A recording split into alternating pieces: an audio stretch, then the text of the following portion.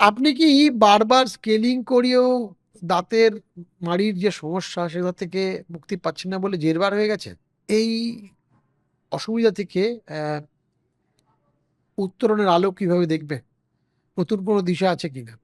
তো এইরকম প্রশ্ন আমার কাছে মাঝে, মাঝে আসে, বা এরকম রোগীও আমাদের ইনস্টিটিউটে মাঝে, মাঝে আসে, "ডাক্তারবাবু ৪-৫ বার স্কেলিং করিয়ে ফেলেছি। ১ম ৩ মাস, ৪ মাস, ৫ মাস ভালো থাকছি। তারপরে আবার যেকে সেই মাড়ি ফুলে উঠছে, মাড়ি থেকে রক্ত পড়ছে, মুখে দুর্গন্ধ ফিরে আসছে।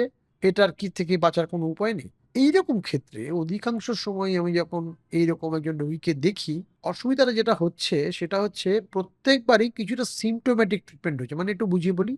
মানে ধরুন আপনার একটা জ্বর আসছে, এই জ্বরটা বিভিন্ন কারণে আসতে পারে। আপনার একটা জ্বর রেগুলারই আসছে। আপনি প্রত্যেকদিন প্যারাসিটামল খাচ্ছেন। যখন প্যারাসিটামল খাচ্ছেন জ্বরটা কমে যাচ্ছে। আবার ৫, ৬, ৭ ঘন্টা বাদে জ্বরটা আসছে। কিন্তু এই জিনিসটা আপনার অলরেডি ৫, ৬ দিন হয়ে গেছে। তখন কি আপনি আবার প্যারাসিটামলই খেয়ে যাবেন? না আপনি মনে করবেন যে আপনার অন্য কোনো রোগ হতে পারে? যদি এরকম হয় যে আপনার অসুখটা সাধারণ সর্দি জ্বর নয়, অসুখটা টাইফয়েড বা ম্যালেরিয়া বা ডেঙ্গি, সেক্ষেত্রে কিন্তু শুধুমাত্র জ্বরের ওষুধ খেয়ে আপনার রোগের উপশম নাও হতে পারে। সেক্ষেত্রে আপনার একটা ব্লাড টেস্ট করতে হবে। সেক্ষেত্রে যদি ম্যালেরিয়া হয় তাহলে ম্যালেরিয়ার ওষুধ খেতে হবে।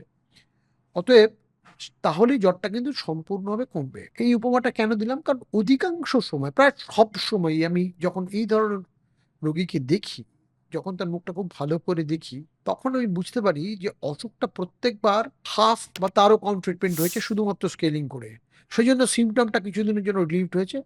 কিন্তু এছাড়াও আরো অনেক ট্রিটমেন্ট দরকার ছিল, যেটা হয়তো প্রপারলি ডায়াগনোসড ও হয়নি, এবং যেহেতু ডায়াগনোসিস হয়নি, তার ট্রিটমেন্টও হয়নি। ব্যাপারটা কি? ব্যাপারটা হচ্ছে অনেক সময় এরকম হয় যে আমাদের যখন স্কেলিং করা হয় মাড়ির ওপরটায় যেখানে পাথর আছে, প্লাক আছে, যেগুলো থেকে মাড়ির অসুখ হয় সেগুলো পরিষ্কার করে দেওয়া হয়। হয়তো মাড়ির ভিতরে অল্প একটু ঢোকানো হয় এবং সেই ইন্সট্রুমেন্ট দিয়ে একটু পরিষ্কার করা হয়। এতে আপনি ২ মাস, ৩ মাস, ৪ মাস, এমনকি ৬ মাস পর্যন্ত ভালো থাকতে পারেন। কিন্তু আমরা বলি পেরিওডন্টাল পকেট, সেই জিনিসটা হচ্ছে মাড়িটা দাঁতের গা থেকে ছেড়ে গেছে এবং সেখানে অনেক ভেতর পর্যন্ত প্লাক, টার্টার এগুলো জমে আছে এবং সেইখানে ব্যাকটেরিয়ারা বিভিন্ন রকম রিঅ্যাকশন করে আমাদের শরীরে বিভিন্ন রকম সাইটোকাইন বা কেমিক্যালস বের করছে, যেগুলো থেকে মাড়ির অসুখ আরো ডিপ বা আরো ডিপে যাচ্ছে।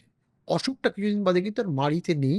সেটা মাড়ি থেকে যে হাড়ের মধ্যে দাঁতটা বসানো আছে, যেটাকে আমরা সকেট বলি, সেই হাড়টা ক্ষয়াতে শুরু করেছে। যে হাড়টার সঙ্গে দাঁতটা লেগে আছে যে লিগামেন্ট দিয়ে, সেগুলোকে নষ্ট করতে শুরু করেছে। তার সঙ্গে দাঁতেরও স্ট্রাকচারাল চেঞ্জ, দাঁতের রুটের উপরে যে বা গোড়ার উপরে যে লেয়ারটা থাকে সিমেন্টাম, তারও ফাংশনাল চেঞ্জ করতে শুরু করেছে। এরকম সিচুয়েশন হলে কিন্তু শুধু স্কেলিং করিয়ে আপনার মুক্তি নেই। আপনি যত ঘন, ঘন যতবার ইচ্ছে স্কেলিং করাতে পারেন।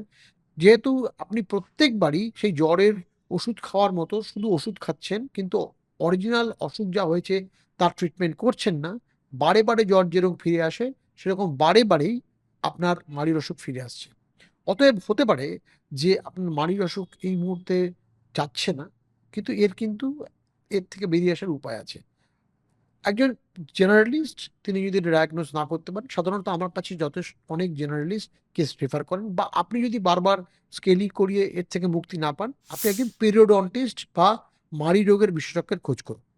যিনি আপনাকে শুধুমাত্র স্কেলিং নয়, স্কেলিং এর সঙ্গে, সঙ্গে রুট প্ল্যানিং, মানে যে দাঁতের অংশটি খারাপ হয়ে গেছে সিমেন্টাম, সেটাকে পরিষ্কার করবেন এবং ভিতরে জমে থাকা টার্টার বা প্লাক যেগুলো থেকে অসুখটা হয় সেগুলোকে পরিষ্কার করবেন। যদি তারপরেও না হয়, উনি দেখেই বুঝতে পারবেন। অনেক ক্ষেত্রে লেজার দিয়ে তার ট্রিটমেন্ট করবেন। ভিতরটা আরো ভালো করে পরিষ্কার করবেন। যে সমস্ত ব্যাকটেরিয়া আছে সেগুলো লেজার দিয়ে উনি তার ব্যাকটেরিয়াকে মারবেন এবং তার সঙ্গে যে টিস্যু আপনার চেঞ্জ হয়ে গেছে, যেখান থেকে আপনার ব্লিডিং হচ্ছে বা রক্তপাত হচ্ছে, সেগুলোকে ঠিক করবেন। অনেক সময় এরকম হতে পারে আপনার মাইক্রো সার্জারি দরকার হতে পারে, যেক্ষেত্রে ফ্ল্যাপ সার্জারি বলে সার্জারি, আজকাল তো আমরা ফ্ল্যাপ সার্জারি ওপেন আইয়ে করি না, অধিকাংশ সময় মাইক্রো প্রসিজিওরে করি। তাতে কি হয়, মুখের বিভিন্ন অ্যাঙ্গেলে লাইট পৌঁছায় এবং অনেকটা বড় করে দেখা যায় বলে আরো ভালো করে টুথ সারফেস পরিষ্কার করা যায় এবং মাড়ির ভেতরটাও ভালো করে ক্লিন করা যায়। অতএব মনে রাখবেন, স্কেলিং হচ্ছে মাড়ির অসুখের একটা ধাপ, সাধারণত ১ম ধাপ। আপনি যদি একটা দোতলা বাড়ির উপরে যেতে চান, তাহলে আপনাকে বেশ কয়েকটা সিঁড়ির ধাপ পেরিয়ে দোতলার উপরে যেতে হবে। আপনি যদি প্রত্যেকবার ১ টা ২ টো বা ৩ টে সিঁড়ি অতিক্রম করে আবার নিচের দিকে নেমে আসেন, তাহলে কিন্তু কোনো সময় আপনি দোতলায় পৌঁছাতে পারবেন না। অতএব আপনার দোতলায় পৌঁছানো মানে মাড়ির অসুখকে সম্পূর্ণভাবে বিতাড়ন করার জন্য আপনাকে অনেক সময় একজন মাড়ির বিশেষজ্ঞ বা তার স্পেশালিস্ট, যাকে আমরা পেরোডন্টিস্ট বলি, এরকম একজনের সাহায্য নিতে হতে পারে। অতএব বারবার মাড়ির অসুখের ট্রিটমেন্ট করে যদি জেরবার হন, বারবার স্কেলিং করেও আপনার অসুখ কমছে না, এটা আপনি ভাবেন এবং দেখতে পান, অবশ্যই একজন পেরোডন্টিস্টের সাহায্য নিন। মাড়ির অসুখ এক চুটকিতেই হাওয়া হয়ে যাবে।